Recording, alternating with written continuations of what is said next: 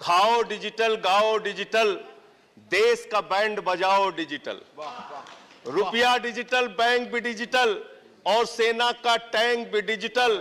बच्चे पाएं डिजिटल शिक्षा और फिर मांगे डिजिटल भिक्षा।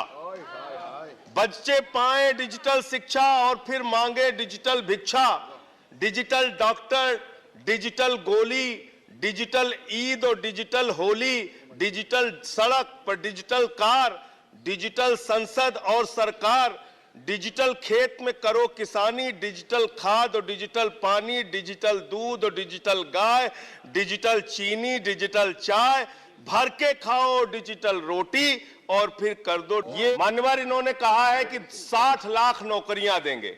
मैं पूछना चाहता हूं, आपने तो स्वयं स्वीकार कर लिया, पहले तो आप 2-2 करोड़ करके लोगों को मूर्ख बनाते रहे और अब आप खुद स्वीकार कर रहे हैं कि 2 करोड़ आपके बस की नहीं है। अब आप 60 लाख नौकरियां देने की बात कह रहे हैं। और आप नौकरियां कैसे दे रहे हैं नौजवानों को मान्यवर?